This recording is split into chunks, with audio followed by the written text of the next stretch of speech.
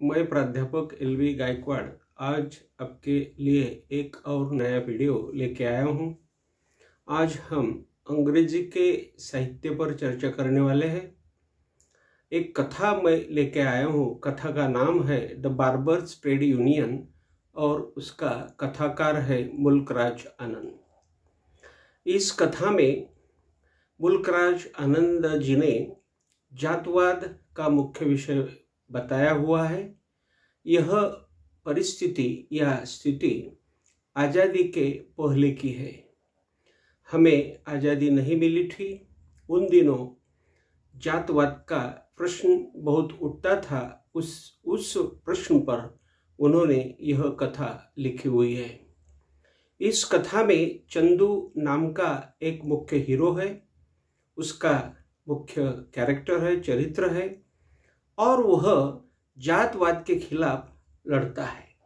यह कथा का मेन थीम है या सब्जेक्ट है।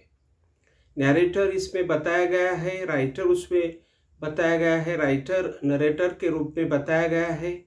यह राइटर या नरेटर चंदू की कहानी, उसकी जवानी बताता है। चंदू 6 महीने बड़ा इस राइटर से है, इस नरेटर से है, इसलिए नरेटर चंदू को बहुत अच्छा मानता है। उससे वह अपनी उसकी राय भी लेता है, उससे वह अपना मार्गदर्शक भी समझता है। दोनों बचपन के अच्छे दोस्त हैं।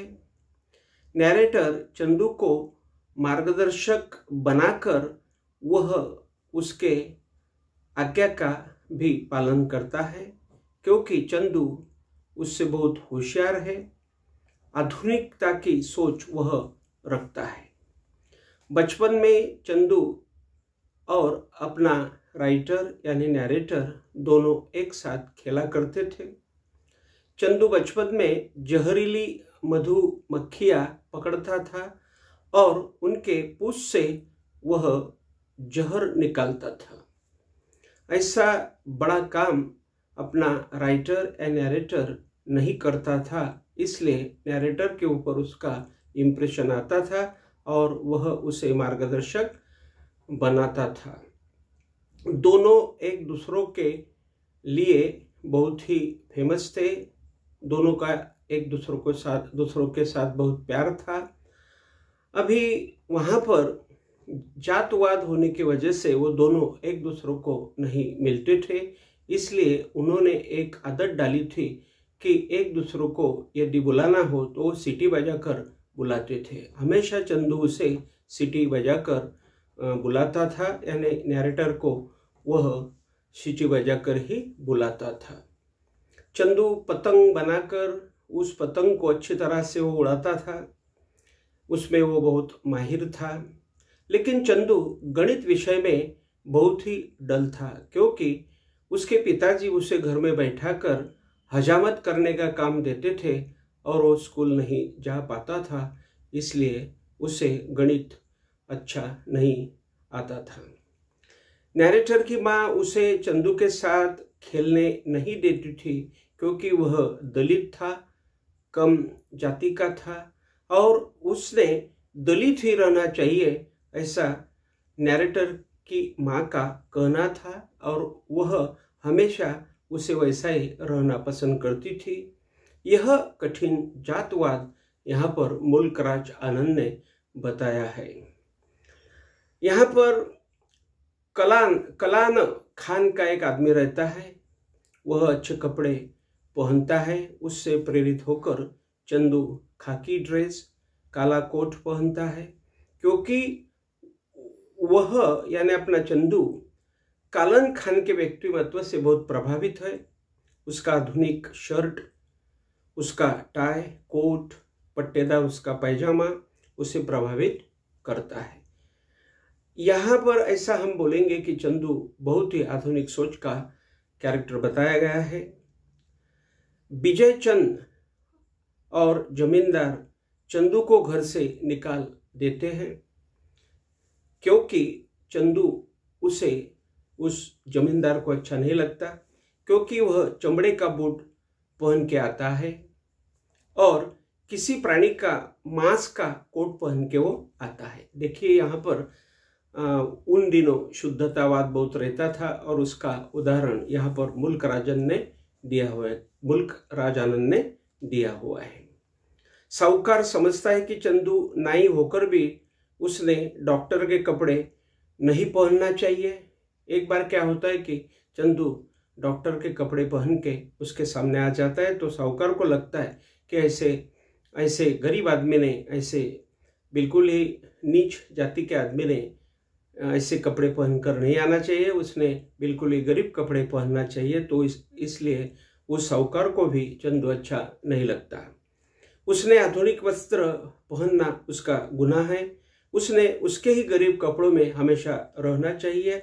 वह उसे गाली गलौज करके बाहर निकाल देता है और वह उसे कपड़े पहनकर तेरे ही कपड़े पहनकर तू आ, जब मैं तेरे हाथ से दाढ़ी बनाऊंगा या मेरी कटिंग करूंगा, ऐसा वह उसे बोलता है।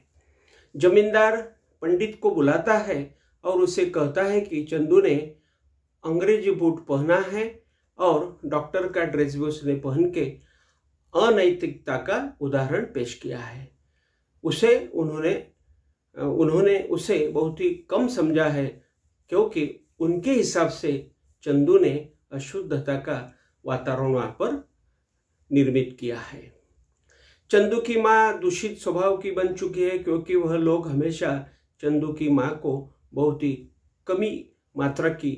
बिल्कुल ही कमी मात्रा की वर्तणूक देते हैं। इसलिए वो माँ बहुत ही दूषित स्वभाव के हो गई है, क्योंकि उच्च क्लास के लोग उसे हमेशा नीचा ही देखते आए हुए हैं। मात्र वह नैरेटर के लिए सहानुभूति दिखाती है, जो अपने चंदू का मित्र है उसके लिए, यानी नैरेटर के लिए या राइटर के लिए वह माँ बहुत ही अच्छा बर्ताव करती है। चंदू एक दिन साइकिल खरीदता है, क्योंकि उसे घर घर जाकर हजामत करना पड़ती है, यानी उसे उस ऊंचे लोग के यहाँ जाकर हजामत करना पड़ती है, क्योंकि उन दिनों घर घर जाकर हजामत करना पड़ती थी। अभी आधुनिक दिनों में लोग कितने भी बड़े रहे तो दुकान में, यानी नाई के दुकान में आकर हजामत करते हैं, लेकिन उन दिनों घर घर जाना पड़ता था। इसलिए चंदू वहाँ पर एक साइकिल लेता है, क्योंकि उस साइकिल के सहायता से वो जाकर लोगों की सेवा कर सके। वह वकील के गाड़ी को लटक कर शहर जाता है, यानी चंदू जो वहाँ पर एक वकील होता है, वकील के गाड़ी को लटक कर वह शहर जाता है और शहर से वह अच्छी चीज़ें खरीद कर लाता है और नरेटर को भी देता है, और दोनों में बहुत ही अच्छी दोस्ती बन चुकी है। साहूकार सदन होने से लोग उसे बहुत मानते हैं और उसके साथ आकर बातचीत भी करते हैं, लेकिन साहूकार कुष्ठ रोगी जैसा दिखता है और उसका चेहरा जो है ब्राउन चेहरा है, और उस चेहरे से वो बहुत ही एक राक्षस जैसा दिखता है। चंदू अपना असहकार अपनाता है, उन लोगों के खिलाफ वह चला जाता है। उच्च लोगों के घर हजामत करने नहीं अभी जाना है, ऐसा उसका निश्चित स्वरूप का वर्तणूक हो जाती है उसकी, या वह ठान लेता है। उनकी दाढ़ियाँ बढ़ जाती है। एक दिन तो ऐसा होता है कि ऊंचे लोगों में से एक की पत्नी उससे बोलती है कि आपकी दाढ़ी बहुत बढ़ गई है, यदि आपने दाढ़ी नहीं की तो मैं आपको छोड़कर दूसरे के पीछे भागकर चली जाऊंगी। और वह ऐसा भी बोलती है कि देखिए, ये दाढ़ी बढ़ने की वजह से आप मेरे से 20 साल बड़े दिख रहे हैं, क्योंकि जब दाढ़ी आप करते थे तो मेरे शरीर के आप दिखते थे। तो यह बात यहाँ पर हो जाती है। यह बात चंदू जब अपना स्ट्राइक ले लेता है या उनके खिलाफ चला जाता है, तो यहाँ पर ऐसी कुछ मजाकिया हो जाती है। उच्च लोगों का जीवन कठिन बन जाता है, क्योंकि वह अभी दाढ़ी नहीं कर सकते। वह दूसरे नाई को बुलाते हैं। तो देखिए, जब वह दूसरे नाई को बुलाते हैं तो ऐसा हो जाता है कि वो दूसरा नाई जो होता है वो चंदू का चचेरा भाई होता है। तो चंदू उसे बोलता है कि आप देखिए, आप यहाँ मत आइए आप मेरे में शामिल हो जाइए। और वह चचरा भाई और चंदू दोनों मिलकर बार्बर का ट्रेड यूनियन खोलते हैं, यानी वह एक संगठन, एक ऑर्गेनाइजेशन खोलते हैं और उसे भी अपने तरीके से वो चलाते हैं। सभी नाइयों को इकट्ठा करके ट्रेड यूनियन की स्थापना चंदू करता है और उसे नाम रखता है Rajkot district barber brother hair dressing and saloon, shaving saloon, ऐसा नाम उसे वह रखता है। सभी को सीख देता है, यानी चंदू ने ये ऊंचे लोगों को इस कथा में सबक दी हुई है।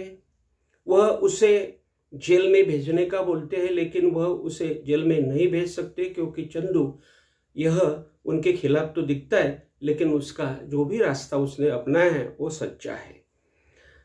वह इसीलिए वह कुछ नहीं कर पाते। वह उसे गाली गलौज करते हैं, उसका बदला अपना चंदू ऐसी तरह से लेता है।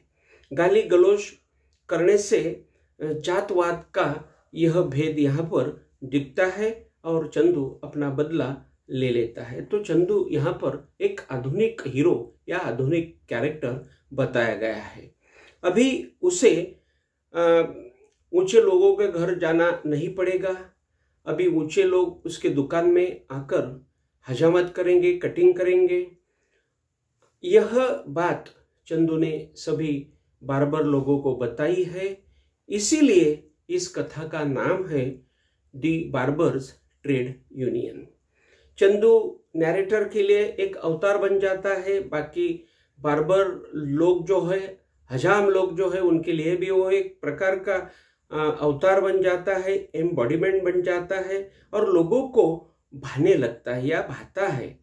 अपने आत्मसम्मान के लिए चंदू यह सब करता है। तो आज हमने यह एक कथा, जो कथा मुल्कराज आनंद जी ने लिखी हुई है और कथा का नाम है द बार्बर्स ट्रेड यूनियन। यह कथा अंग्रेजी साहित्य के बच्चों के लिए बहुत ही अच्छी रहेगी। वह इस कथा को सुन सकते हैं, पढ़ सकते हैं और उसका अच्छी तरह से उपयोग भी कर सकते हैं। मेरी एक विनती है या मैं रिक्वेस्ट करता हूं कि यह मेरा वीडियो ज़्यादा से ज़्यादा शेयर कीजिए अपने फ्रेंड्स के साथ, ताकि वह भी उसका फायदा ले सके। उसी के साथ मैं यहाँ पर रुकता हूँ। Thank you very much.